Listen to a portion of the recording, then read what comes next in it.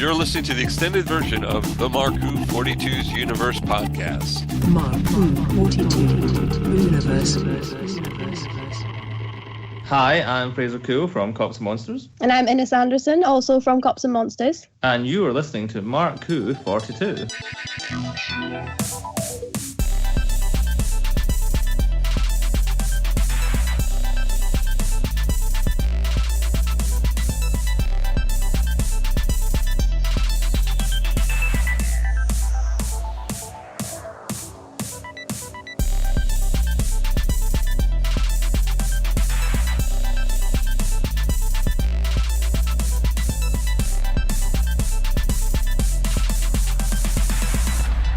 Welcome to Mark 42's Universe here on Subspace Radio Network.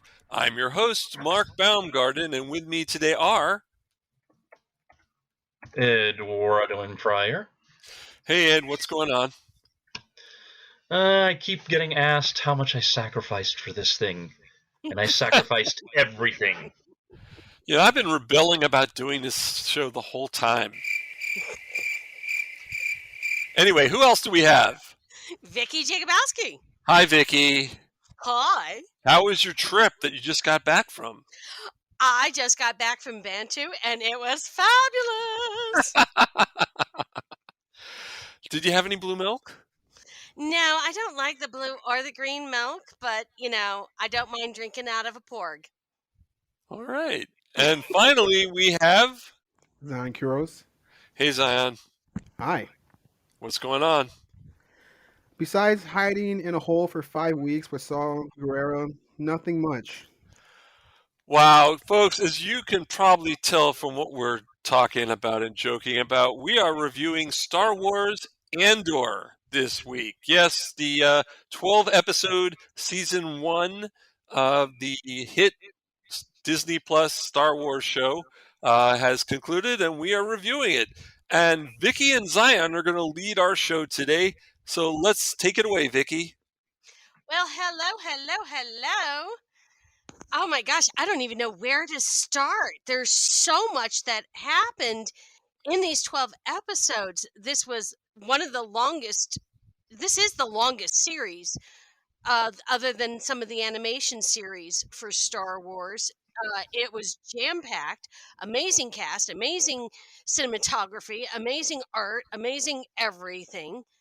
I'll be honest, I'm a little at a loss of where to start because there's just so much. Except that, guys, how much did you love this? Oh, I loved it. I was a big fan of it. It took me, I watched the first episode and I was like, but I realized something after I watched the third episode. That was why they dropped 3 episodes at once, because they wanted you to get in. You had to get to the third episode to get the pace and where the story was going to go. So it was all a prologue. And by the way, if you count those 3 episodes as one episode, it was a 10-parter, which kind of matches some of the other Star Wars series. Just pointing that out. I guess. Well, what do you guys think?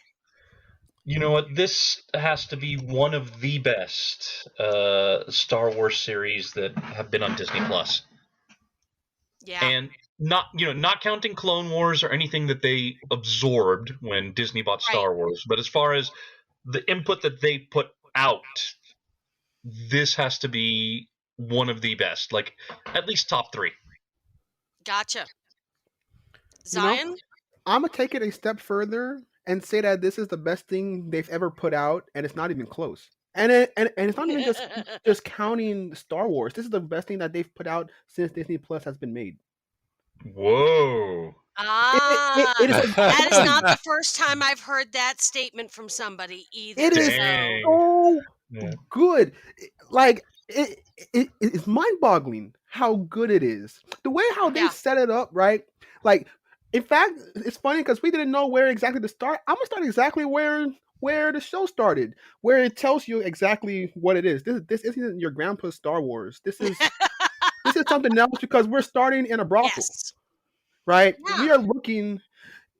We are in this era of what Obi-Wan called the dark times. This is the dark times. This is closer to 3 than it is to 4. So like this is the more of where the Empire is literally the Empire, right? And you see it as soon from the jump, everything sucks. Yes. Yeah. Well, see, that's one of the things that I like about this series is that, yeah, while they had mentions of Vader and the Emperor, they're off screen. Right. They're just this off-screen boss that people are like, oh well, we got to make sure the Emperor's happy because he's not happy about what happened on Ferrix. These are people who are living day to day. They don't know spit about Jedi.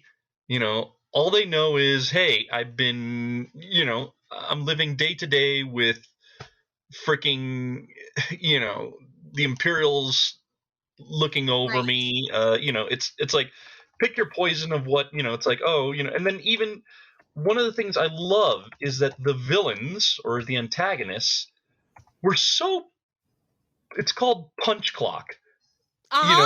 These aren't, for all the mustache twirlers that we had, corporate 101. They were 9 to 5ers.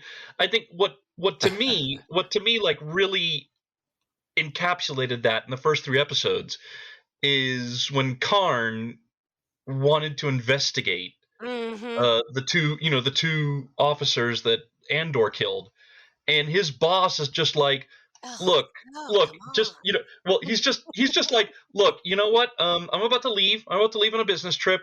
You know what? Let me take a look at this. Look, just write this, and this. Okay, this guy that got killed, I know him. He was a troublemaker. Let's just anybody asks, he got what he deserved. Don't. We're too. Don't worry about it. Don't worry about it. Don't ruffle feathers. It's just something bad. Something bad happened. Oh well, too bad. So sad. We feel sorry for the wife and kids. Move on. This is the everyday life of the Empire and the pre-rebellion. What was it like to be a normal person that was either either with them or with them or not? And so it's very interesting. This is what it really looked like. This is what it really felt like. Also, to be a person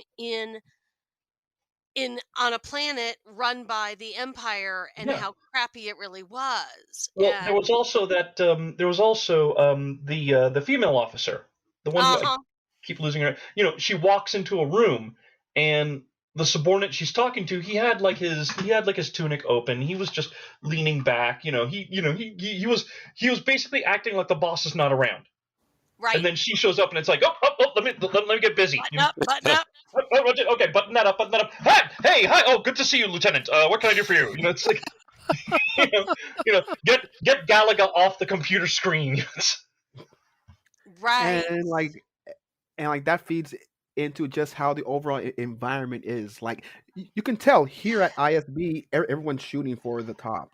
And no matter who gets thrown into the fire, I don't care as long as I reach the top. And then it's really cool to see that buddy of heads, especially since this is the first time we've seen ISB. We've only got what a mention of them through Agent Karis in Rebels. We've only seen their agent, not the actual ISB itself. So it's kind of interesting to see how it's more like a Secret Service type thing. Right. Well, also, the other thing, it's funny that you bring this up, Zion. The other thing is that in Karn and the Imperial officer, we had 2 of kind of the same path, just different outcomes. Karn was all about, I am showing that I'm responsible. I'm doing this, I'm doing this the right way. I'm responsible. I will get promoted. Yeah, well, he's like, we can't just let this slide. That's lazy. That's not so I'm going to investigate, And then what happens is he gets smacked down. He gets like, dude, we told you, leave it alone. What happened? You got all these guys killed. What is your problem? Then you have the female officer, and I keep losing her name, and I feel so bad about it. She shoots her shot, and what ends up happening, she shoots her shot, and she's like, oh, she actually your superior's like, you know what? That is a good idea. I'm going to let you investigate this sector. I'm going to let you investigate Ferrix. Let me know what happens. Meero? Yeah, Meero. Yeah, Meero. See, and of course, the guy who tried to, like, throw her under the bus is like, right. Yeah, and it's interesting when you see the dynamics and the cutthroat. I mean, it feels like corporate 101. I mean, it could be any corporate, any major corporate, Fortune 500 company here in the U.S. Just, all the junior officers are in it for themselves. Who can get promoted first? Who can throw everyone else under the bus? Blah blah blah. Yep. And and then the superiors are like, okay, we're gonna let her run with it. If she does well, we're gonna take credit for it. Duh. And if she sucks, that's okay. We're just gonna say, well, she was kind of rogue. And it was fascinating. And I don't remember if it was the second or third episode that I was like, oh my gosh, I think I worked for this company. I think I worked for this company 20 years ago. And it just was like it felt so real. And I think that's one of the reasons it was so wildly popular. Because, I mean, aside from the fact it was really good, but it was so identifiable. And one of the things that struck me probably about halfway through, being Polish, and it really struck me always with rebellions and stuff, back in 1980 when we had the Gdansk ship workers rebelled against. And we had the September 1st uprising and Lech Walesa, and then he became the first president of the new formed Poland. But then he was like, well, what do I now do? He was a great rebellion leader. But how did he become there? And then what did he do afterwards and how he struggled afterwards? And I've always been fascinated with those stories because I've seen them in my own history. And I felt like this was a similar story. How did we get to, because we know who Andor is in Rogue One, but how did he become that person? Well, now we're finding out how he became that. We're actually learning how the rebellion became the rebellion, because by the time, in 1977, when Star Wars came out, we had a pretty well-organized rebellion. But no rebellion starts off organized. Rebellions start off ugly, they're difficult, they're problematic. How do you get there? And it's never pretty, it's always ugly, it's always the things are not clean, Well, also, you have a great example of that is the character of Luthen. Yes. When talking, there's Luthen, and then there's also Mon Mothma. Because Mon Mothma is all about, Mon Mothma is trying to, she's trying to do it from both sides. Well, and she's trying to do the little, the little things, the funnel money and tie stuff up in the Senate. And Luthen's like, no, man, we gotta go hard. We gotta go hard. It's like she got upset about the theft, the money theft. And he's just like, they're gonna come down even harder. And he's like, oh, good. Good. This is what we want. I'm glad that you brought up Mon Mothma, because this is the first time in since 77 that's brought up the Imperial Senate that we've actually seen the Imperial Senate. Yeah, and that's kind of weird. Once you actually see it and you compare it to the Republic Senate, it's really interesting. You have people like Mon Mothma speaking all about liberty and justice and such, and the whole place is just roaring with applause. Mm-hmm. And then now you get here, and Mothma's speaking the same stuff, and she's getting booed off. Yes. Or ignored. Or ignored. It's crazy. No one is in there. Someone said that that the Senate up until 4 is just a formality, and now you actually physically get to see it, and it's really cool. Yes. Oh yeah, no, and it's the apathy, the rubber stamping essentially that it is. So even before it's disbanded, which of course it is, because we hear that when Darth Vader is talking to Princess Leia in New Hope. But before that, we knew it was falling to pieces.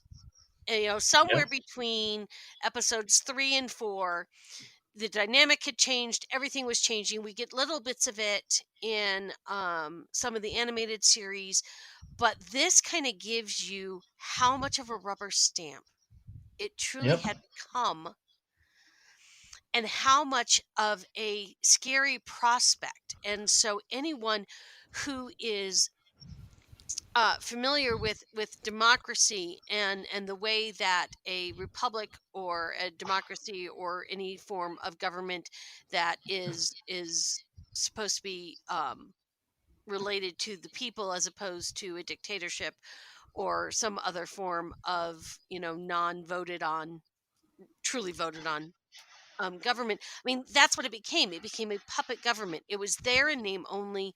And the fact that she was talking, but nobody was really there, either physically or in mentally. Yeah. Yeah. Mentally, spiritually. Yeah. That it was such a heart-wrenching scene, so short, but so telling of what the world had become. So even her trying to get in politically and trying to change things politically, it was very clear that that was not going to be an option much longer.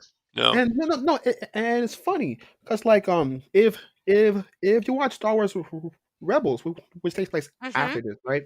Right. She's still trying to do things by the book, and still all the way up until I think Rogue One, she's still trying to do things by the book, and that goes to show like she's literally the last relic of the old Republic. Yes.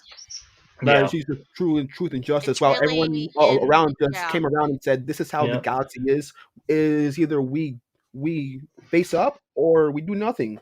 Yep. Well, kind of makes that short speech she gives towards the end of A New Hope. It almost makes it sounds like you can hear her having given up any vestiges of the past when she's talking about getting the plans and what needs to be done. It's a very short speech, but now are you talking about the one in Jedi? No, the one in no, it is the one in New Hope. Wait, no, she's not in New Hope. Or She's not in New Hope? Yeah. No. Am I really this tired? she first. Sorry, it's that 12-hour drive. I think it may have messed up my head. You're fine. She shows up first in Return of the Jedi, and she shows up in Rogue One. Oh, that's right. And she also shows up briefly in Episode 3. Yeah. That's right. But it does make that speech so much more poignant because now it sounds sad. Yeah. Well, and also it's like More she, also, but it's interesting because you get a little bit of it. You get like a tiny vestige of it in I think it's the last episode. Yes.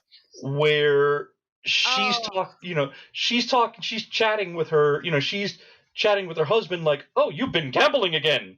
Yes. And it's like, and you have she knows what she's doing. She knows it. Yeah, because basically she's what you get the idea. She knows she's being spied on. Well, yeah, she said that at the beginning. Yeah. But the fact that now what is she doing? She's setting everything into place. Yeah, and she's giving her the little. Well, it's not just the daughter. My thing is the fact that she knows her chauffeur is spying on her. So that conversation that she has with her husband in the back seat, it's like, "Oh, you're gambling again." She's feeding him little bits. She's like, "Oh, you're the little spy that I've been given. Here, let me throw you a bone so you can go back to your masters and be like, "Hey, look what I found out." And it also explains some of the money changing the money movement. Well, see, I think he wasn't gambling. I think she made that up because he kept denying it. I think it was before, because there was discussion. But yes, I don't think at that time he was. No, I think I think you're right. Mark, you're actually proving the point I was going to make, which was she basically, I mean, for all intents and purposes, she threw her husband under the bus. Yes. Because she is now using the fact that she's being spied on. She's using her spy to screw up the people who are spying on her. Yeah, I agree. Yes, definitely.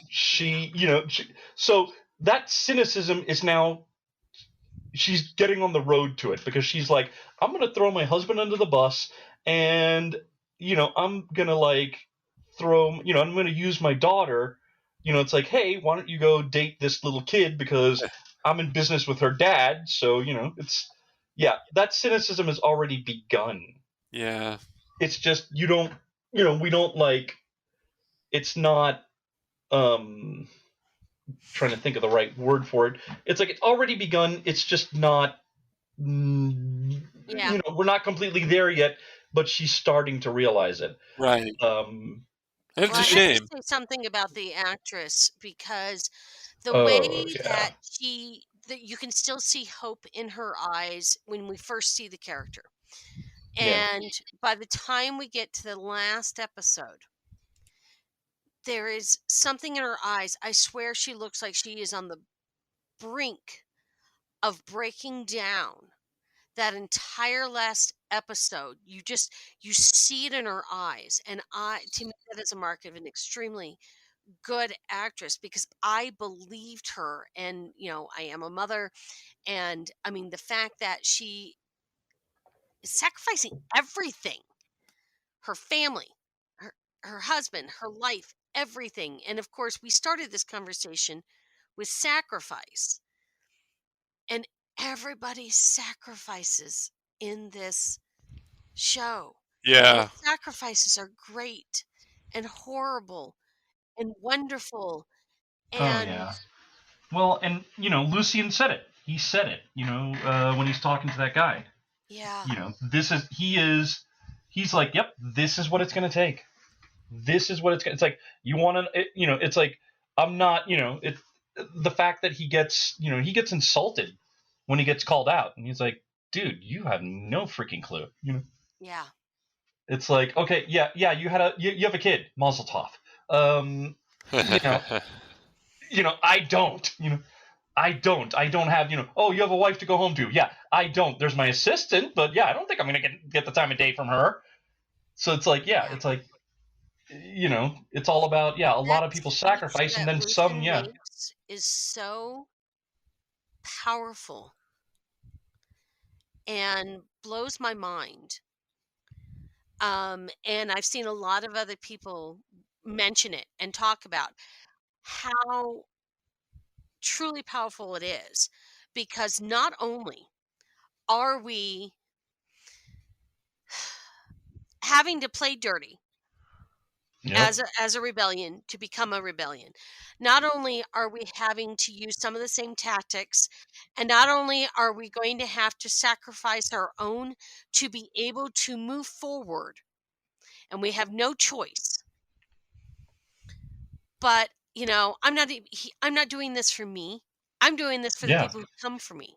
Yeah. I don't get to enjoy that sunset. Someone else is going to enjoy that sunset. That speech gets you. It was an important speech, yeah. Yep, and it kind of reminds me. It actually reminds me a little bit of the movie Serenity. Yeah. The one that was a continuation of Firefly. There is the operative. And talking to Mal, he's like, he talks about, how he's making a better world, and then he even acknowledges, he's like, no, and it's not for me. Yeah. Yeah. Even he, because we've seen this before in like another franchise, that it's not, he's not, Lucien's not doing it, Lucien's not doing it because he's, he's doing it because, hey, this is, I realize that I'm being the monster. I'm being the monster for the side of good. Right. Pretty much. Like, that's pretty much what he's saying. I'm a monster, but, I'm willingly becoming the monster because that's what we need. You know what? I have to be the monster here, folks. I hate to do it. I have to be the monster. We have to take a break on this one. I'm sorry, Ed. We'll continue this thought when we get back.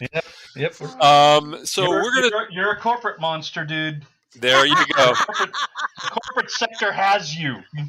So we're going to take a commercial break here on the Mark Who 42's universe. When we come back, we have more on Andor here on Subspace Radio Network. We'll be right back. Don't go away. Don't go away. We'll be back with more Mark Who 42 after this. By the power of Grayskull, I command the jaw bridge. Open!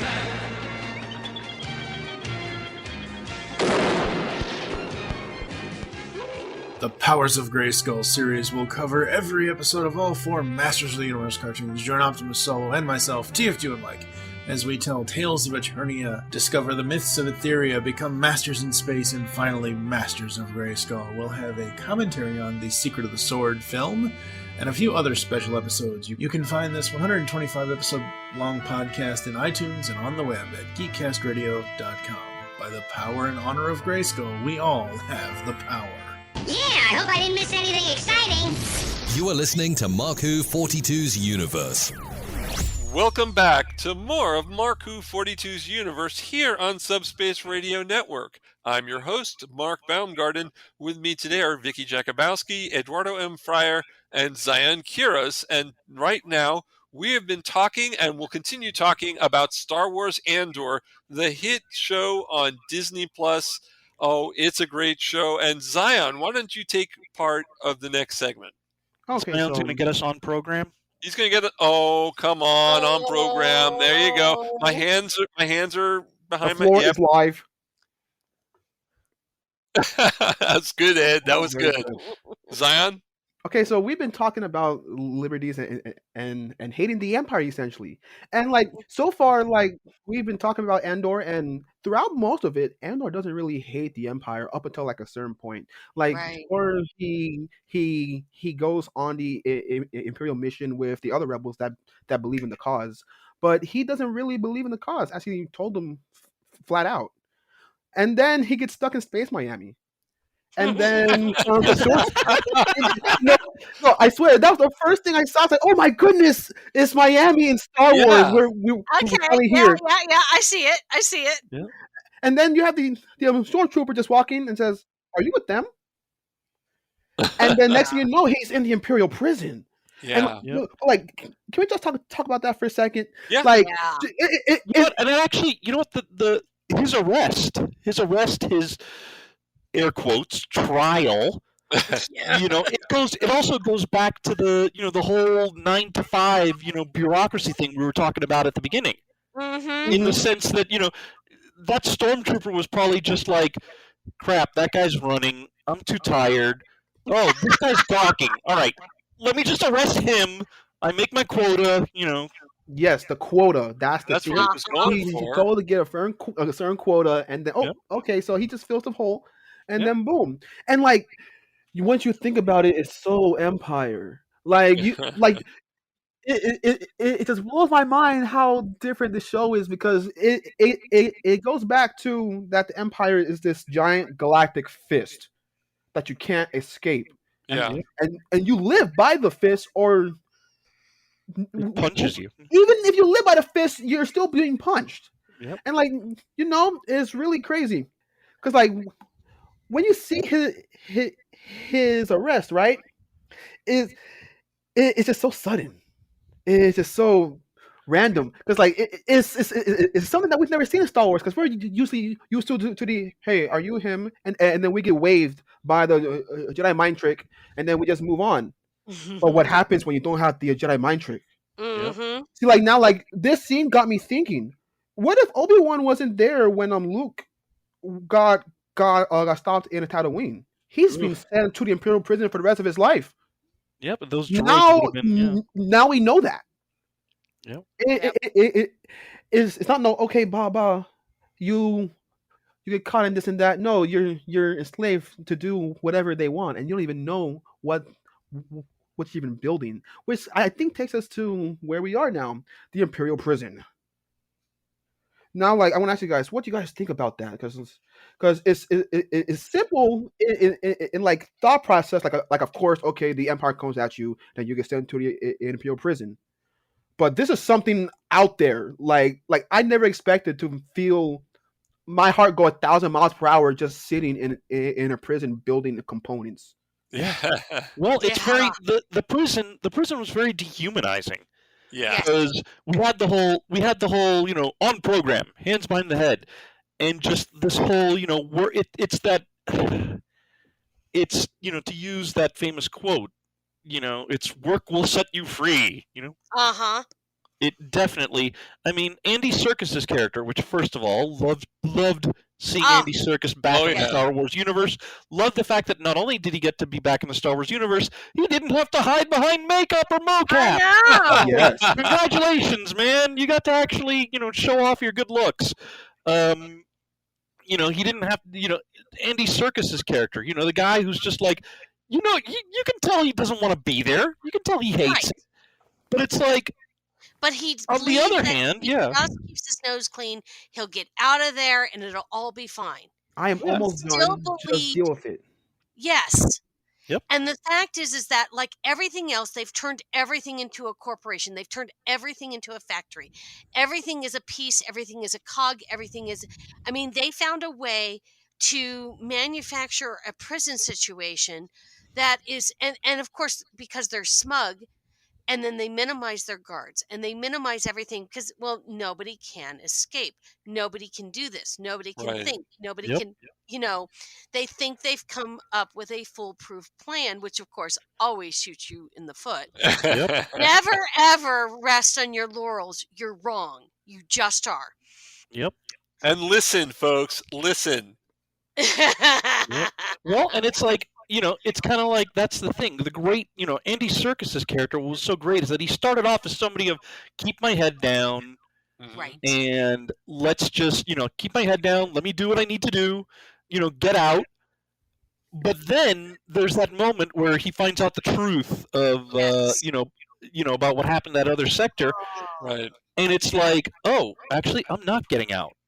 I'm not getting out. These SOBs are just going to work me to death.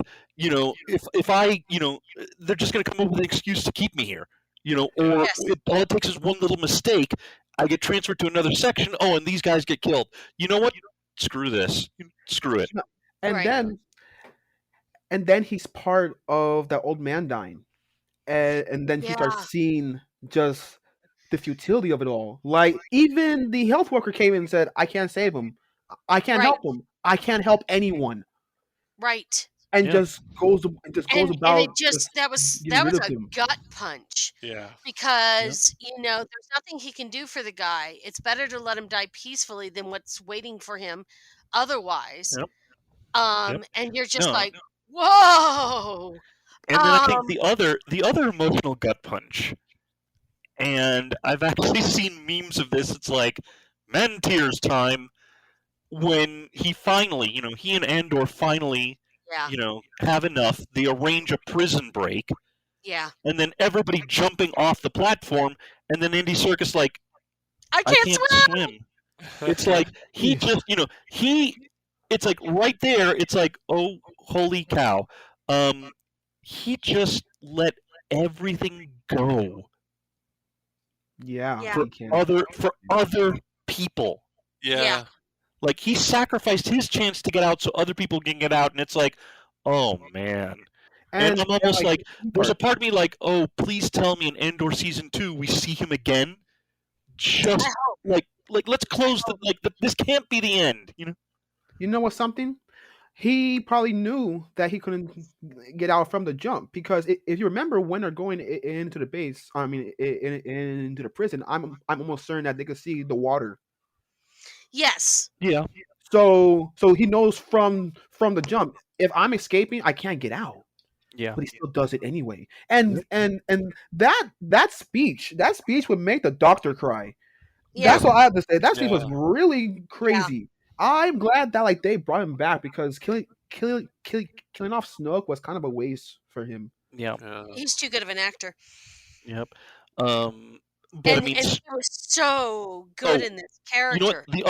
The other thing about the prison, that we actually get, we weren't expecting it. We get a connection to Rogue One. Yeah. Yes. Because one of at the very end. Yeah. Well, no, not just at the very end. One of the prisoners that was on the same work detail. Yeah. Was Melshi. That's It's right. like, oh, the one who escaped with him off planet. Yeah. Yes. It's like it's one of those things. We Like, later oh, connected. Yeah, Yep. you're right. and it adds to it because now it's like, oh, now I get it. Yeah. Now I understand why Melshi worked Where's with that? Cassian, why he joined Cassian. It's like, oh, he knows, like, if Cassian comes up to him and goes, look, I don't want to sit and do nothing. Melshi knows that he's legit. Melshi knows he's like, oh, Cassian wants us to go. Let's do it. Yeah. Let's do it. It's the prison all over again. Let's do it. Also, like it is something. Sorry to double back to the prison, but when like they are in that like line, like waiting to like go to work, and like you have guys doing like sign language. Yes. To like talk with each other. It was really, really interesting because like, how else are you going to get the information across right away? Right. Yep. And like, it's one thing to like know that like you're not getting out, but it's another thing to get out and then be put back in because like that's what happened. It wasn't that he got his sentence got extended. Is that he got out, got put back in, got and told another cell, and they say, "Yo, you was in there." And then, boom! Sign language people just connected the wire. And then the fact that they were willing to kill an entire section, but it was too late. The story was out. I mean, it's like anything else. You think you can quash, but you can't. Right. Well, and it also kind of shows off because it's like they, it's interesting that the guards, none of the guards ever saw the little finger things and were like, what is going on there? They didn't care. They thought they knew because they don't have to. Yeah. The I mean, you just kind of. I mean, heck, you even kind of wonder. It even kind of makes you wonder. The guards that were there, was this just like an assignment where it's like, oh, here's screw up McKnucklehead. Okay, you're gonna be a prison guard over here. If you do really, if you kind of wonder, are they in their own little sentence? Yeah. Are they kind of, right. were they kind of just sent there because it's like, okay, well, we need some betrothal. All right, Zion, we're gonna send you. You're gonna spend a couple of cycles helping with the prison. If you do really well, you can get out, and maybe we'll put you in a nice outpost. Yeah. So they're just like, and it's just like, all right. So let's see who. All right, you know what, Mark, get on that speaker. Your voice will come out all dark and booming, so they won't, So just get out on the speaker, do the deep voice. Okay. Yeah, exactly. Yes, it's like exactly. Yeah. And then it's funny. As soon as he gets out of prison, and him and the other guy from Rogue One are trying to steal the ship, they get caught, and like you have no idea what's gonna happen, and then they say it was the Empire. It was the Empire, and it's like, oh, so it's the Empire. Okay, so makes sense. Yeah. Where do you want to go? Okay. Wow, You gotta love that. All right. We all hate the Empire here. We all hate them. Yep.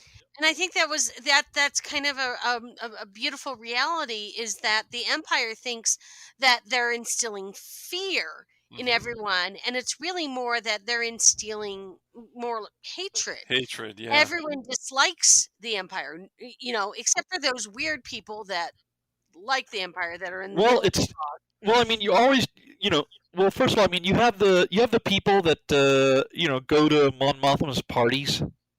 Yes. For them, it's like, well, as long as I got money in the bank.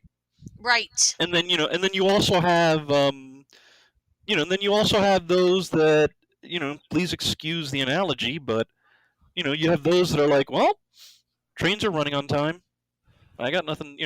Why does this sound like the real world? because Andor is really good and it's Yeah. it's just It's reflecting the supreme real writing. world. Yeah. Yep. And going back on the thing of they tried, they're thinking, oh, we're instilling fear, and instead we're instilling anger and Yeah. resentment.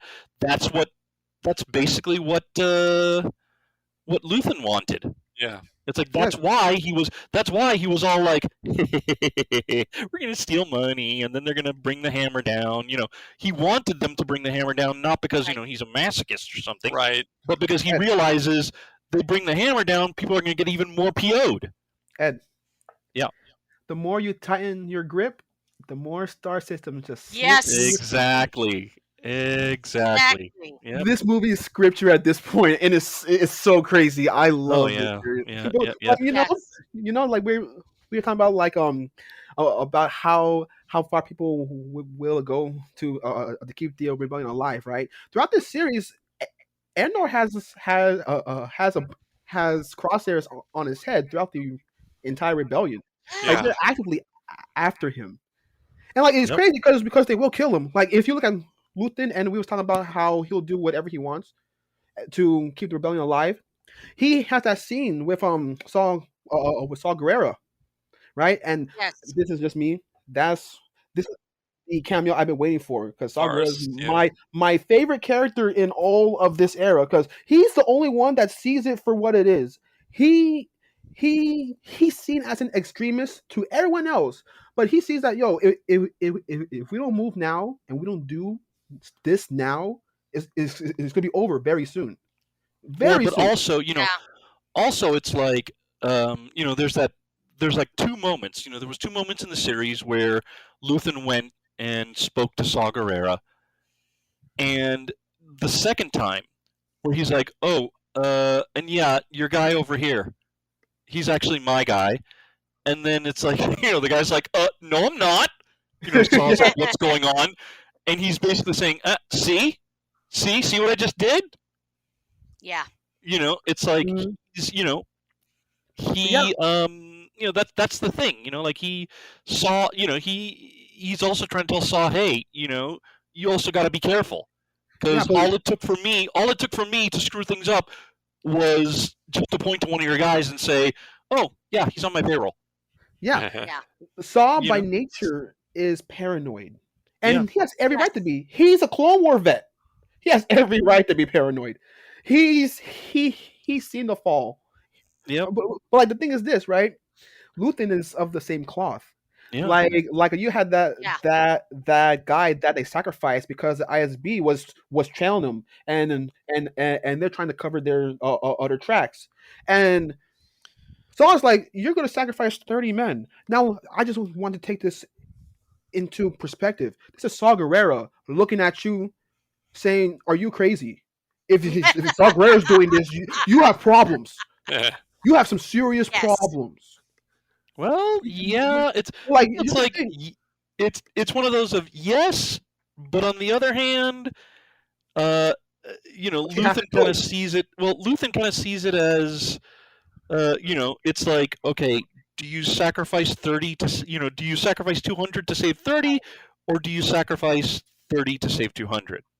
Yeah, or the whole galaxy, in fact. Yeah, exactly. It's like, it's one of those things. It's like he's playing the math, and he's like, okay, these 30 guys, this sucks. But on the other hand, right, it's where it makes it so. It makes it so difficult, and so. I mean, on one hand, you want to really be angry with Luthen and say that, okay, you're taking this too far. People are dying, and do we really want people dying? But then, how else do you get rid of them? You have people. You have the Empire that is, they do play dirty. They have no morals. They have no care for anything but feeding the Empire. Yep. That's all they care about. Well, and their rank. So if they don't care, then if we try and play clean, we'll never succeed. We'll never overturn them, because they'll keep the trains running on time. They'll keep money in certain people's bank accounts, and everyone will say, "Oh, but it's okay. It's okay. It's not that bad. It's not that bad. Yeah. Not to mention the sacrificing 30 people. Right. What it does, one of the things it does, whether we want to acknowledge it or not, whether we want to acknowledge this math or not, is that you sacrifice the 30, and then the Empire, the guys in the Empire that were watching over this, they're happy. They're happy, and they stop looking because they're like, well, we stopped this. Yay! Let's give the report to the Emperor, and then he'll pat us on the back, and yay, we did our job. They're not like, they're not going to be sitting there going, well, we stopped these guys. Okay, let's keep going. No, they're going to take the win, show it off, and then meanwhile, you're off doing something else. And it's funny because Meero called all of that. Yeah. She called every single step. And it's really cool because now I can say this. I said when we did the Obi-Wan thing that the Empire acts like idiots, right? And here the Empire is smart. Yeah. You have to do things correctly. You might even have to kill the guy that you work with to stay away from these guys because they are on you. Yep. And well, even it's like, and you even have, there was an Imperial officer who helped with the heist. Yes, exactly. And, even he, and it's interesting because he's talking to subordinates, and you could probably tell it's like he was probably thinking to himself, "Damn, you're a nice guy. You're probably gonna have to die. Sorry." Okay, so I think we should talk about Ferrex now. Oh. Okay. Yes, he returned yeah. to Ferrex because he found out that his mom died. Yep.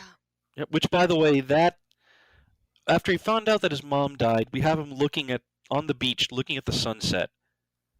Yeah. And a lot of people pointed out, it's like, okay, there's a bit of dark irony. Mm-hmm.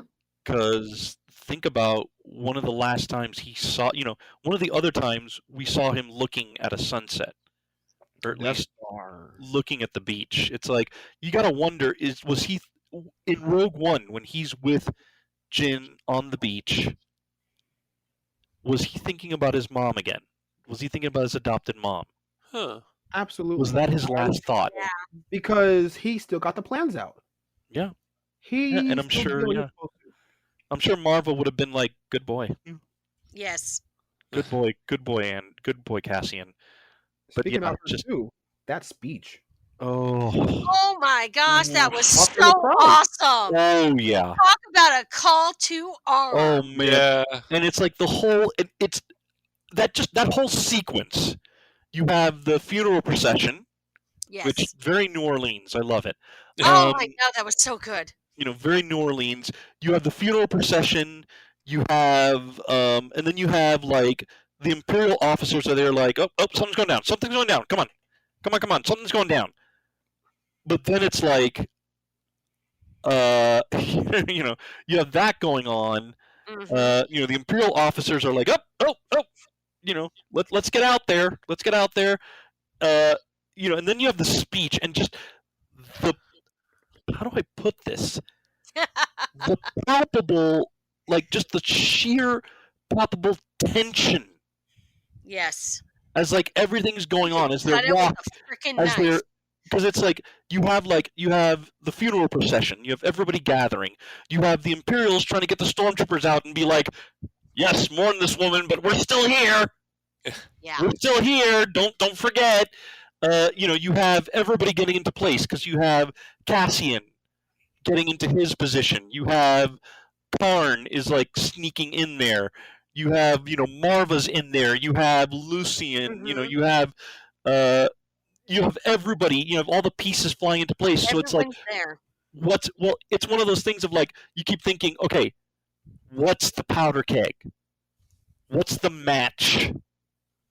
What is the match that's gonna light this?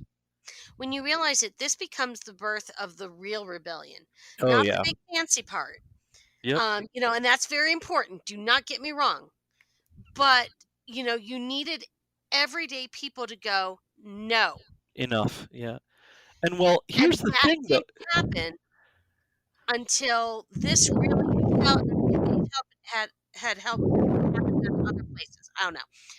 Yeah. But when it happened there, and you felt the Lexington and Concord moment, it just Yep. like shots were fired, whites of their eyes, Yep. bam, Yep. Well, also, it's like, the fact that there's a bit of irony in here because, Maarva was stirring up the crowd. Yes. But the spark that lit the match that lit, that popped the hydrogen balloon was the fact that you had that Imperial officer like, nope, enough. If he had kept his, you gotta wonder if he had kept his cool, if he hadn't flown off the handle. What would have happened? What would have happened? Because it was him. It was his fault. It was the fault that he couldn't just be like, he couldn't just let him have their little bit. He couldn't just let it go. He had to be like, no, we're not gonna have anybody talking crap. No, we're not having any talk crap. It's like, you idiot, you moron. And then he tries to cover the robot and does a bad job, and then he kicks it over, and I'm like, oh yeah, you just made yourself. Oh, you just did it. You just did it. It's like here's the thing. Okay, if you do your job, like if you do your job correctly, then you can have a small amount. Like, this is also the thing about dictatorships and about authoritarian regimes. Okay, if you do your job correctly, if you're the right type of tyrant, you can have 5 people in a room of 100, and the 100 people are scared out of their wits. Right. Yeah. If you do your job incorrectly, you are 5 people in a room of 100, and you are not getting out of there. Yeah. And that's the thing. That's where that Imperial officer screwed up. They had the numbers, but they were not cowed. You can't just kick. It's not kicking over the robot. Yes. And saying, no, we're done. Like, you don't have that. Yes. You do not have that. Like, sorry, not sorry. Everything about that was, that last episode, I have to tell you, was a perfect ending to the first series. Oh yeah. Because it just, everything about it was magical. Yep. It just, we were rooting, we were watching it in Disneyland, and we were just rooting, and we were like, oh my God, yes, and it was like, this is just amazing. And then it was over, and it's like, but okay, how long do we have to wait for season 2? Yep. Well, way too long. Yep. Hopefully not too long. But so well written, so well acted. Oh yeah. And just brought everything together that even if they didn't have a season 2, which I know they've already started filming, that would have been a great ending to this part of the story. We now need the final bridge that'll take us into Rogue One. Yeah. But it showed us so many arcs. We had the arc of Luthen. We had the arc of Andor. We had the arc of all these characters that were one way in episode 1, 2, or 3. And by the time we get to episode 12, they are solidified in whatever it is that they are. They are solidified. Yep. Bad, good, indifferent, strong. Andor is a rebel all the way. Yeah. What about no question. The post-credit scene? Oh yeah. Oof.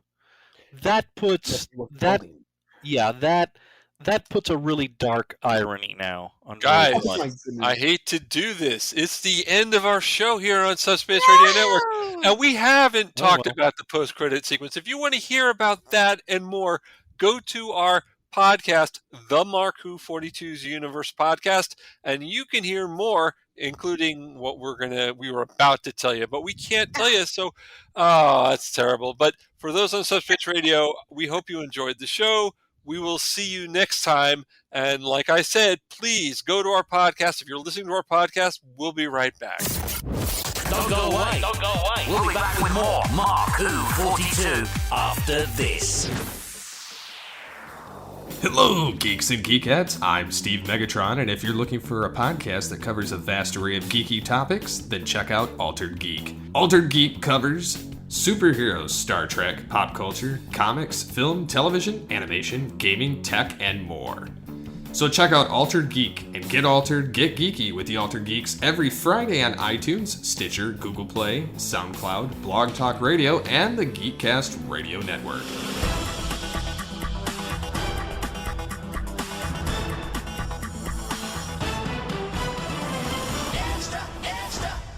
We've been talking about Star Wars Andor. I'm your host, Mark Baumgarten. With me today are Vicky Jakubowski, Eduardo M. Freyre, and Zion Quiros here on the Mark Who 42's Universe podcast.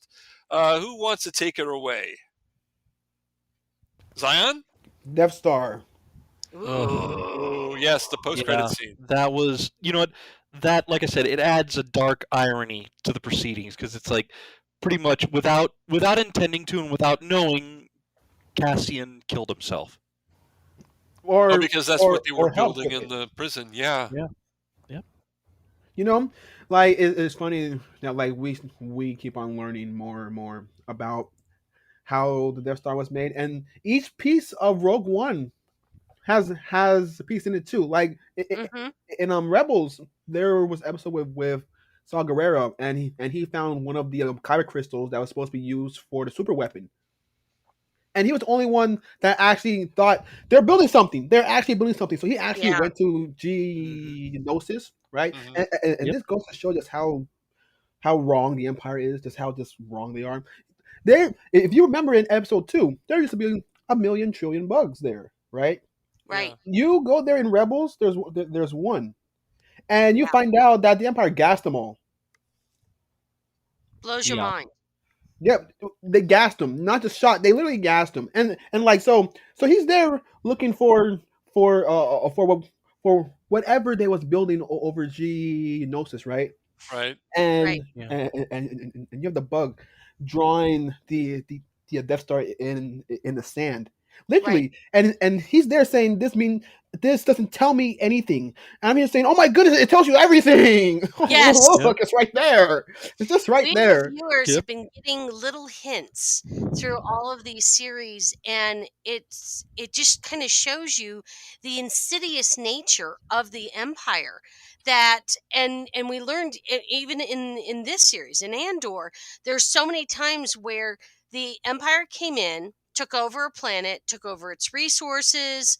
And years ago, I heard a interview with George Lucas and how he was talking about the colonizing European countries when he was writing about the Empire. When he was originally writing his story that became Star Wars, he was thinking about the colonies, and he was thinking about the people uprising that were in all of these countries that were colonized by European and American countries.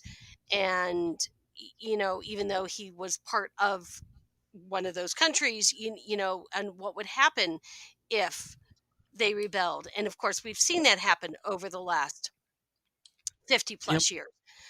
And so it's fascinating when you look at the Empire and you look at all these little hints we've been given and all the things that they do and their destructive behavior and their it just, on one hand you want to go, well, nobody's that stupid, but they are. You want to say, well, nobody's just going to come in and take all the resources and burn everything to the ground, but rainforest anybody. It's happened. It's happened. And Andor again brings us this like starkness, this reality, this holy cow. Well, I mean, and also, I go back and I think about, Karn and his story arc, where it's like he's right. He's right to suspect there's something else going on and to investigate, and he gets smacked down. Yes. They're just like, dude, just stop. Like, no, don't. You're rocking the boat. Stop it. And he gets called out on it, and it's like, what happens?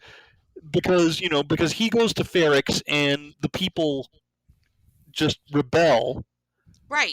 He gets taken to the. He gets basically thrown under the bus, and then he gets, and then when he's able to get a job, it's this it's like this little accounting whatever.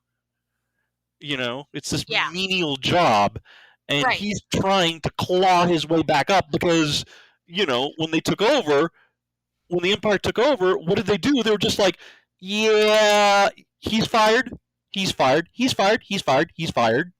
We're just going to take everything over. Yeah. Instead of just, like, they didn't even want to bother, like, trying to do any real investigation. It's just, you guys screwed up. We're in charge now. Thanks for your service. Get out. What's really scary is that Karn is not a good guy. No. Not at all. Nope. I don't know. I mean, his love for the Empire is almost a little scary. Yeah. It's like, oh, it needs to be this way, and I'm doing this for love of Queen and country sort of thing, and you just kind of go, dude, your lover, your lover is sour, man. Like you got a bad lover over there, man. Just saying. And and then it's funny you should bring that up because I'm thinking about there was like a scene where Karn goes to the the female officer. Right. The one who actually shot their shot and succeeded. Yeah. And it's Deidre. like Deidre, the interaction between the two when he's like outside her office or something. Oh yeah. It's like it's one of those things. Like I'm looking at well, first of all, I saw people going, "Wow, romantic tension," and I'm like, "No, no, where are you getting that? No." Because when he corners her outside for her, but not the other way around, man. Yeah, it's like here's the thing, when he corners her outside her office, it's like I'm yelling at the TV and I'm going, dude, you got no shot. Yeah, you have no shot. Stalker, you have no shot, man. Like the biggest shot you're gonna get is in the head. Yeah, by security. Because they're going to be like, who is this freak? That's what's going to happen. Yeah. It's but like, it's like dude, every time you got nothing. About something, he felt emboldened. You Yeah. know, he always felt like like he was being called, like it was his destiny. He never used that phrase, but I swear I heard it in his head. It's my destiny. I must do this. Didn't he also do it for revenge and to avenge? Well, definitely there was some of that going on just too. To do right. He just shut his mom up. It's what I think it's a little of column A, a little of column B. A lot of column C, yeah. A lot of column C. Yeah. A taste of column D. Yeah, no, he's doing it. He was basically doing it because he's like, yeah, I'm gonna, I'm doing this for. I have to say that I feel like we got so many like mini stories in this series, which was so good because it's hard to believe it was only 12 episodes. Oh yeah. But we got to talk about the heist because that was a big deal. That was a huge thing. I mean, first of all, guess what? The Empire pays. That was the first thing that shocked me. There's a payroll. They actually pay people. Well, you know what? You gotta. Honestly, I'm not too surprised because it's like you gotta throw something. You gotta give these guys some sort of bone. I mean, Maybe it was like Star Trek. Right, I was going to say this isn't Star Trek where there is no money. This is Star Wars. There's plenty of money, or Mon Mothma wouldn't be in trouble. Oh, that's right. I wouldn't have to get. That's right. That's right. Wouldn't have to get Tay from Mad Men to come in. Suddenly we've got the great train robbery of the 19 or the 18 whatevers. And so they're going to bust in and they're going to, again, we've got another planet, resources have been taken over, planet is been decimated. They've got this great meteor show. They're going to use it as a cover. I feel like I've heard this story before, but this was so well done and visually stunning. Oh yeah. But this was like Ocean's 11, but scarier. Yeah. No humor in this one. Well, and it's also you have. I mean, it's interesting the mix. Yes. Of people that you had in the heist, because you had Cassian who was thrown in at the last minute. Luthen kind of waved a check with some zeros in front of him and was like, "So you want to do this? Look, looky, I got money. You want money? Want money?" Yeah. You have the two ladies who are true believers, and they're cut from Luthen's cloth. If Luthen had said, "Oh, and by the way, when you take the money, dump the rest of the idiots," they probably would have been like, "Sure, where do you want? Yeah, they would have. Absolutely. Where do you want me to put them?" Well, it's interesting because it wasn't till later that we realized that Vel, being Motha's cousin? Cousin. Yeah. She's a rich girl Mm-hmm. who joins the rebellion, but Cinta, whose entire family's been wiped out, of course, is she's more about the rebellion, and Vel is. It's interesting dynamics constantly, and then you've got just interesting group of people. I don't know if I would have put them together, and I'm not surprised. Well, and you have one guy. You have one guy who's like. You have one guy who's a pure mercenary that Cassian killed him, and you kind of have to wonder if an Imperial officer would have come to him and been like, "So hey, what can you tell me about the heist?" And had either threatened torture or shaked a couple of gold bars at him. Would he have just walked? Would he have just been like, "Oh yeah, sure. Oh yeah, no, I was there." Yeah, he would have totally. Yeah. So it's like I think one of the reasons that Cassian shot him was because he was afraid of him. Yeah. Yes. It was very quick. It was like, "Oh, this guy's going to totally turn on us." Yeah. Oh yeah. Yep. No, Cassian was thinking, "Oh yeah, no, this dude's going to turn. We can't, Yes. And of course, then everyone thought that Cassian was going to turn. So Right. I don't think it was. I don't. Okay. The rest of the episode. Okay. I don't think it was that they were worried Cassian was going to turn. Oh, that he'd get caught and He'd get caught. Yeah. It's one of those things. Right. It's like believe me, it was not. Cassian's going to turn. Yeah, Cassian's going to sing like a canary. No, they were just like, okay, if Cassian gets caught, he's gonna get tortured. So let's kill him first. Yeah. Any of those people, if they were caught, could have done that. So it wasn't just Cassian; it was the two women. They could have talked too. Everyone who's in rebellion could talk. It's not fair they pulled Cassian out, pointed him out. Well, but here's the thing, though, Mark. Huh? Yeah, it's just that given I'm pretty sure it didn't need they were saying, okay, we need to find and kill Cassian. Right. No. What makes you think there isn't somebody who's watching over the two ladies? Yeah, you're right. Or watching over the Imperial officer who sided with the rebels in the heist. Yeah. Look, Luthen Cassian. do that, yeah. Cassian said himself that he's not about the cause. Yeah. So if he got caught, then he just say it. Yep. Yeah. All it takes. It's like Karis and Karis's manifest, and oh my gosh, that was so. This young man who, right or wrong, was such a true believer, and his death was like, no, whoa, not him. Yeah, well, but that's also ones, not him. You know what? That's also kind of the unfairness of it all. Right. It's like it's one of those things. It's like, the way these things work, it doesn't matter. I mean, yeah, he was a true believer. He had the manifesto. His writing was like, holy cow, man, you could be the mouthpiece for the rebellion, and you'd bring people in. But that's the thing about these things. When you do a rebellion, when you do a war, it doesn't care.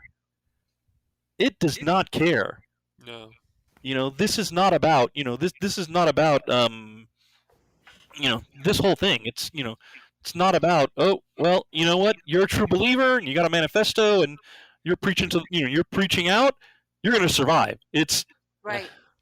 When that bullet. The bullet that has your, it's not, there was another, this is something else, but the way it goes is, it's, don't worry about the bullet that has your name on it. Worry about the dozens of others that simply just say occupant. Yeah. It's like, that's the thing. The blaster shot that got him, it just said, fill in the blank. I was amazed with the entire heist because I wasn't sure if they were going to be successful. When we're going through the heist and it felt like one of after another was dying, or being severely harmed. When we get to the end, and essentially there's four of them, because Karis dies, and then um, Andor kills Skeen. Yep. Cinta goes off, and I mean the whole thing was just like, dang.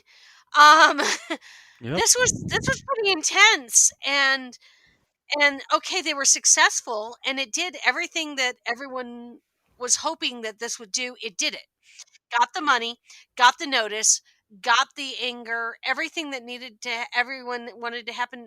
It happened. I mean, it certainly had the effect that people were hoping for. Can I ask you guys a question? Yeah. What do you think happened to Ferrix after the whole thing that happened? Oh, yeah. I mean, well, I give you guys a good idea through another example.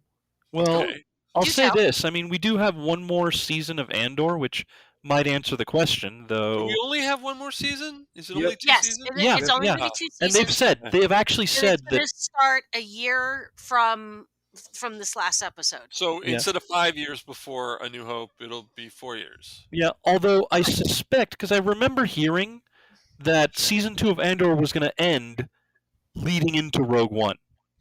Yes, but it's going to start at the 4 at year least mark. a year after this one ended, and they've already started filming it.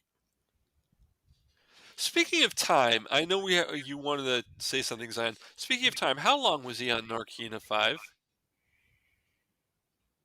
I'm not in sure. prison? Because I want to say a few months. it had to be not a year. So it wasn't because I was No. thinking, could it be a year? But then I was like, no, I guess it wouldn't have been, because I know the first time segment that went by was a month, and then more. So I don't know. I wish we knew, so we knew where we were in the timeline. I feel like he spent at least maybe a couple of months. Couple of months, okay. I think it was a couple of months. Okay. Because I want to say that he spent it was at least a couple of months, maybe even half a year. And his money was still in the hiding spot in the hotel room, a half a year later. Well, I mean, Yeah, well, some The hotel cleaning rooms don't staff- get cleaned that much. Cleaning Come staff on. do not clean, I guess. I don't know. Exactly. Well, either that or he's a good hiding. He's good at hiding stuff. Yeah. I mean, it's They don't always clean on the tops. There you go. All right, Zion, you were going to say something. Go ahead, Zion. Yeah. Okay. So in Rebels, right? Yeah. The main character Ezra Bridger Right. is from this planet called Lothal, and his parents were Empire opposers, vocal ones at that, and they went missing. And so, first season goes by, and essentially he does the same thing that Andor's mom did. Send a message out to the city or the planet, giving hope. We can beat the Empire, but we need to do it now, right? And next season's is locked down. It's unrecognizable. Yeah. Well, like But look wasn't it locked down already? It was kind of locked down already. It was locked down to like a level 5, but then like when they went back, it was like level 10. It was unrecognizable I as can what see he the said. Empire coming in and making an example, because they like to do that, and basically decimating. And, Yeah, and I turning see Ferrix being that. gone. Yeah. well, I mean, the planet. Okay, the planet itself, is probably going to be locked down. But as far as Cassian's hometown, I wouldn't be surprised if when we next see it, it's gone. Well, that's why we got the main characters out of there on the ship. Yep. Yeah. But I mean, but here's the thing though, because Bix, Yeah. it did, like, the fact that she was like, no, I have to stay here. They'll be mad. It's like, oh boy. Yeah, she's not well anymore. She's in trouble. No. Well, and here's the other thing. Here's the other thing that gets scary. if they were to find her wherever she hides out, is she gonna, are they gonna come up to her and just be like, "Hey, Bix," and is she gonna just, is her mouth gonna open and just not close? Yeah, that's a good. Yeah, wow. Because I mean, whatever they did, it screwed her up. I mean, we're beyond like PTSD. We're beyond talking PTSD. It's like, are we sure? Are we sure she can be trusted? Like the scene where they break her mind is really off the wall because like we're all watching Star Wars here and we know it, right? So like if the Empire comes in and says, okay, we are going to discuss something that you don't want to talk about, the first thing that's going to come to mind is the Imperial droid that they tried to make Leia talk with, right? I was going to bring that up. Yeah. That's the easy go-to. But then we get the Mind Flayer machine, which is a lot more violent and a lot more brutal. Yep. Well, I mean, this is just a syringe. Yeah. Well, and I mean, here's the thing, because we got the ITO, which is supposed to be a giant, this big torture ball with like all sorts of, if the essential guides are still correct, it basically just has a whole bunch of little syringes and probes and electrical thingies. But this one, like the device that got used on her, you could tell these guys are not using state-of-the-art stuff. Oh no. This is not state-of-the-art. This is, well, I got this little device, I've tested it out. It I think it could work. Let's give it a shot, Yeah, Plus, don't forget, Princess Leia was a different level of prisoner. Oh yeah. And although it sounds funny, they are going to treat the different levels of prisoner, even Princess Leia, they're going to treat her differently because they're going to keep that in mind, and the Emperor may not want someone of her level to be treated that way, even they're going to later blow up her planet. You see things like that, and it makes no sense because it's the Empire. But they're going to treat different people different ways, and they'll treat certain classes of prisoners much dirtier, much more awful.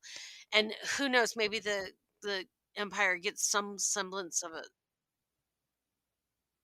compassion. No, I can't say that. Well, no, I don't think. Yeah, I don't think it was compassion so much as it's, it's. She actually doesn't know anything. Yeah. So we've done what we've done. So, we're just gonna leave it here. That's true. Yeah. No. It's just it's. Hey, it's. And if you remember, you had that scene where the Imperial technician is setting it up, and then you had that really really creepy backstory about it. Yep. Yeah. That was definitely just gave shivers up my spine, even though you can't really hear what's going on. They kind of give you this little, what you can hear through the headphone sort of thing. It just, I don't know about you guys, but it just kind of gave me this like creep vibe. I'm like, oh, really? Nice. No, thank you. The Empire is actually scary here, which is, I think, what makes it yes, they are. stand out. They are. We're usually used to looking at the Empire and saying, "What are you doing?" But now we're saying, "Please stop." Yep.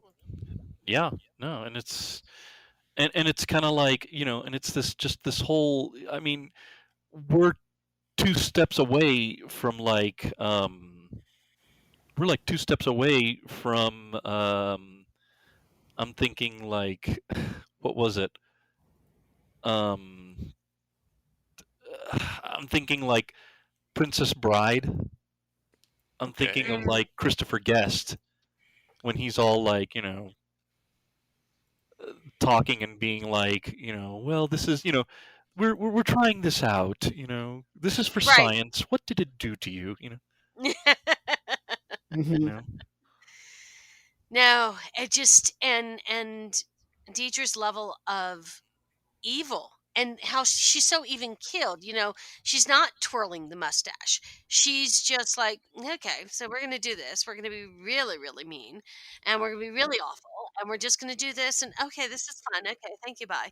Well, no, and it's like, here's the thing, because it's like for her, I mean, yeah, she's not twirling the mustache. She's not doing this to be evil. It's actually more banal than that. It's, Yes. well, this went down. I need answers.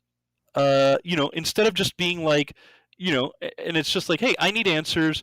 So we're going to use this machine on you. And whenever you feel like, talking to us, just let me know. Let me know what you want to say. She is really good at her job. God, isn't she? Yeah. Regardless of what it is, which is kind of weird to say. Yep. Like she's just straightforward at it. No monologues. No. Yeah, Now no, let's well, get because- this terrible base. Well, because that's the thing.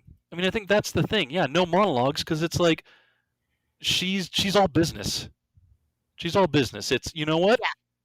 Yeah. I got a job to do.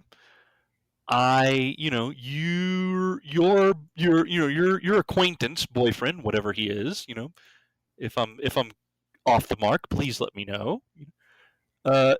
He's doing some stuff. He's doing some stuff, and we want to put a stop to it. So, anything you want to tell us right now. Oh, you say you don't know anything. Well, you seem like a sweet enough lady. I don't believe you. So let's try again. Didn't you guys hear the thought process about the fans thinking about the droid B2 being K2 SO? Oh, I've not heard that one. Yeah, yeah. It's kind of interesting because, like, once you think about it, what's the point of the droid being there? It's just there, right? But like, it has an ample amount of lines. I don't know. The It droid's has a a really good amount of companion. lines, and they didn't really destroy it. And so I don't know. And also, like, if you want to go even further, they came out with a special two-piece set with it and Cassian for the Black Series. So the droid means something. I think that the droid will continue to be important, and the droid was. I don't know. The droid was kind of like a Greek chorus to me. Would be It talking was the new about R2D2C3PO. yes, but didn't have a practical purpose where the other ones did Well, also. right. Well, actually, no. Kind of did. Recorded they did messages again. and Exactly. helped get things through. Well, it did. Well, the other thing we had is it did have. Don't forget that we did have a.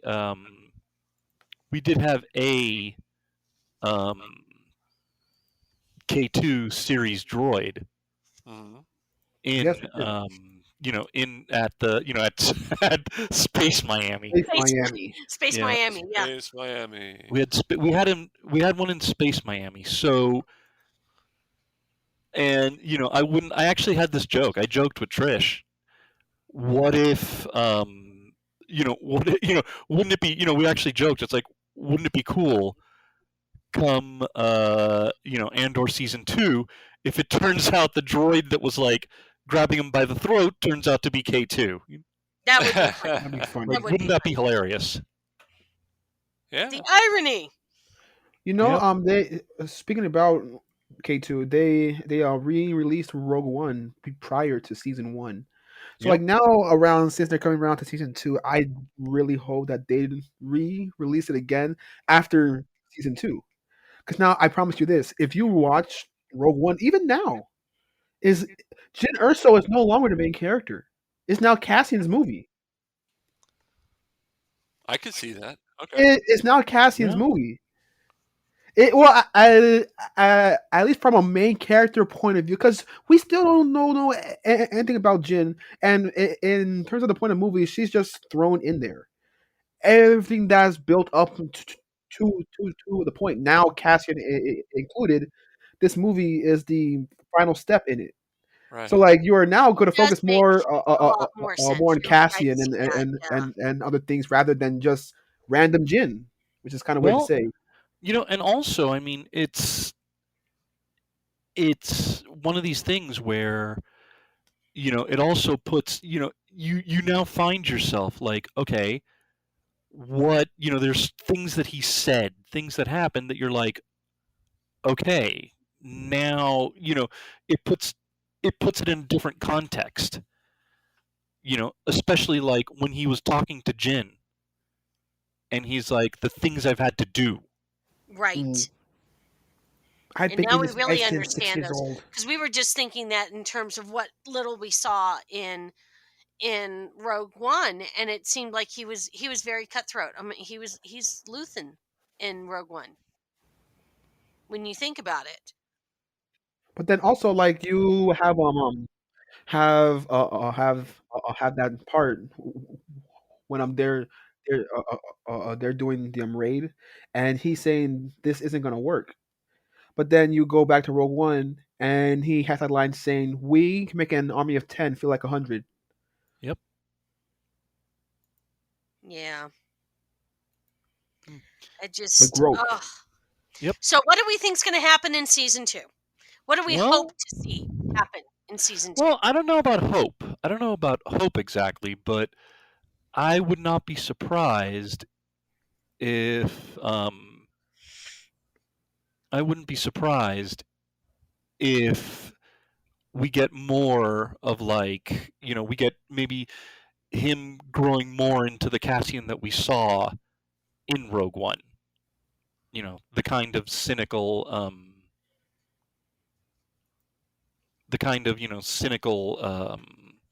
person who's like, willing to do, who's willing to kill somebody, Right.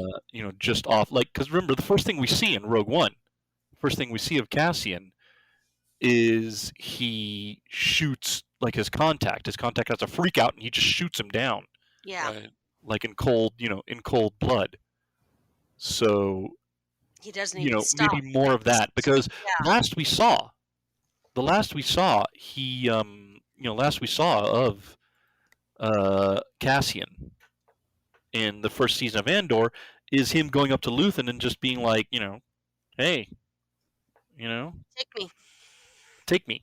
take me in. Yeah. So it's like, now what more lessons is he going to learn at the feet of Luthen?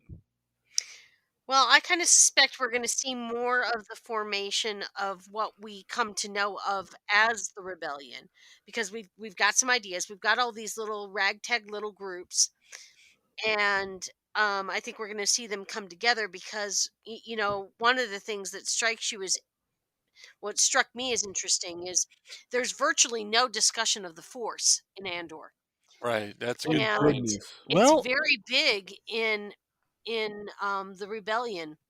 So where do we switch, where we go from being the rebellion being connected with the light side of the Force, and the rebellion being what we see it in Andor? And so where are we going to connect? I assume that we're going to see a lot more connection going on.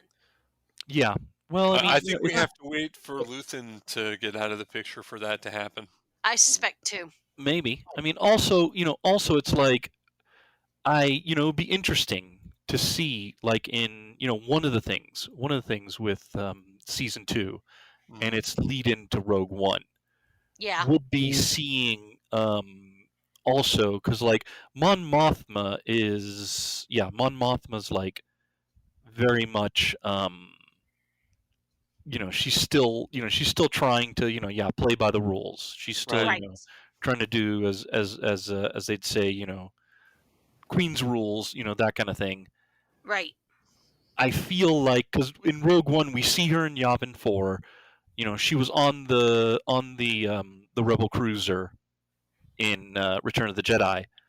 So it's like, I feel like there needs to be that bit where she's gotta walk away. She's gotta leave the senator, mingling with people at parties while working stuff when their backs are turned, to being the rebel leader who comes in and motivates people to take down the second Death Star and mourn a ton of Bothans who lost their lives to make it happen. You see, I want to see the same thing, but instead of seeing her walk, I want to see her run with the tail between her legs as the Empire's chasing her. Because it just fits so much more to me. But that's just me. You know what? That may be what it is. We're it's who knows? She may have to run with her tail between her legs. She may have to have her hat in hand and ask Luthen or Saw, can you take me in? Things have gotten bad.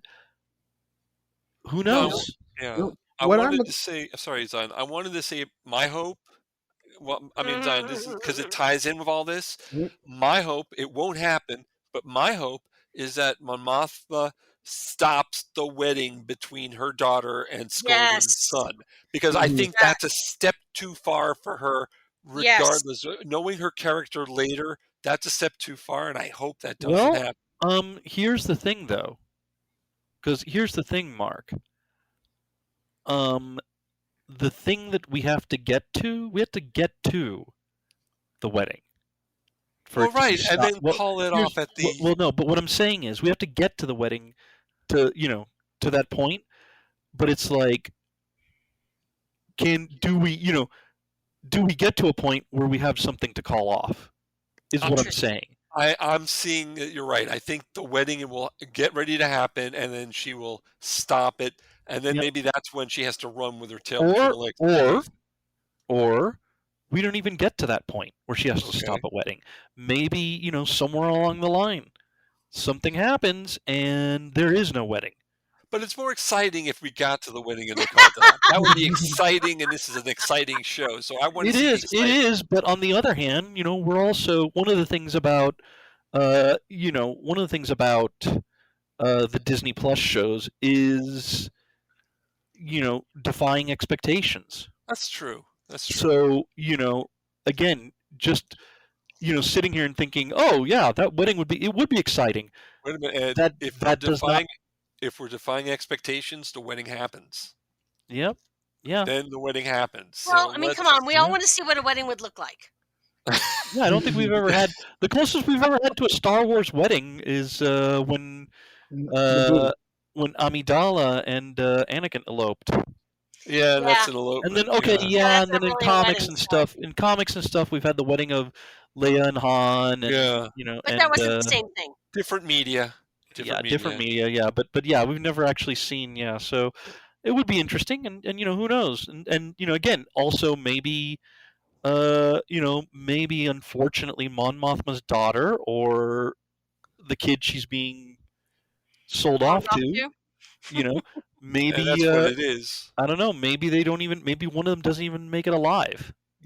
Yeah. Was it the daughter's choice to follow that tradition? So it wasn't real. Mon Mothma didn't have to felt like it was because I don't feel like she was not happy about that tradition. Right. But the daughter was doing that, and then the fact that she had to do the introduction, which clearly is part of that tradition, and she didn't want to do it, but she kind of had no choice.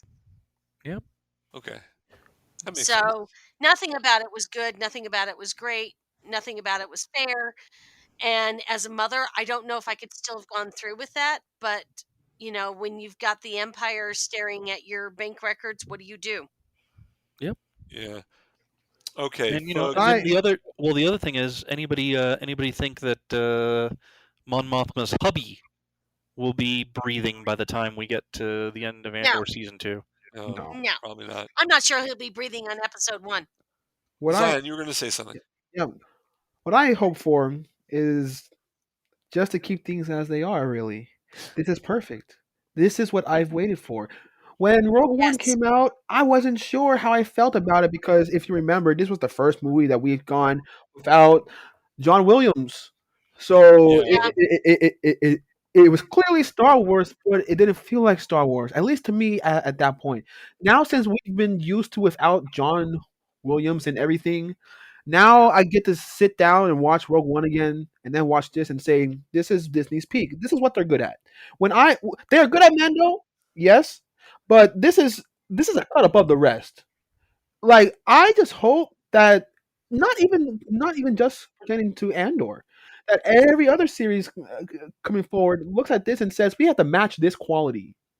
Because if you was to watch Obi-Wan and Boba Fett after watching Andor, it feel a drop in quality. Not saying they're bad, but it is a clear drop in quality. And I don't want to see any lightsabers. because this feels like a return to form to me. But this is just me. I find episode 4 to be aesthetically different than 5 and 6. Like, it's more dirty. Is less futurist. It's very dirty, dingy, and it's just very oppressive. Okay, we are running from the Empire. They boarded our ship. Now we got to go through the Imperial blockade. Now we got to go through the Imperial checkpoint. Han Solo is talking about getting boarded. We got caught by the tractor beam. We got away, but they're actually following us.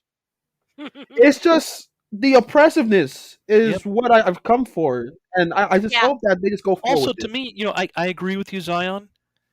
I'm hoping that as much as it would have been cool to have as much as it's cool having Admiral Akbar telling the Rebel fleet, "May the Force be with us," and Raditz being, "May the Force be with you, Rogue One."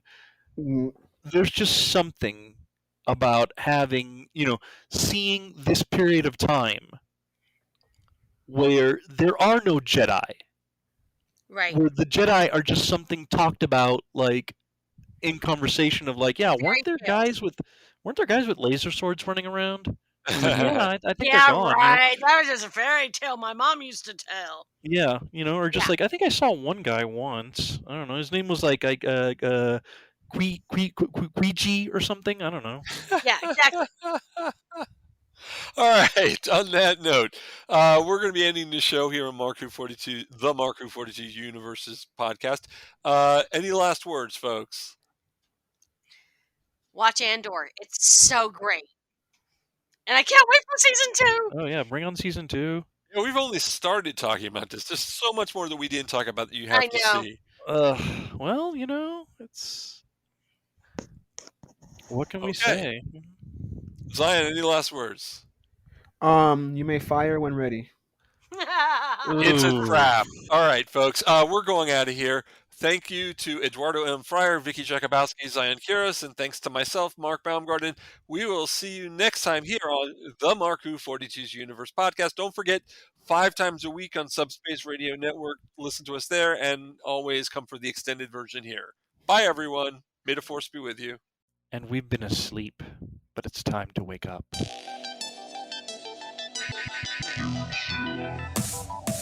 Thanks for listening to Mark Who 42's Universe with hosts Mark Baumgarten, Eduardo M. Freyre, Zion Quiros, and Vicky Jakubowski.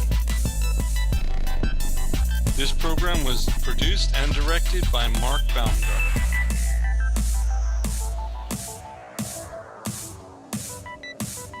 If you'd like to get in touch with us, please go to our Facebook page or email us at markwho42s.universe@gmail.com. You can listen to old shows at our website, markwho42.com, or even our YouTube page, markwho42. Mark Who 42's Universe, copyright 2022.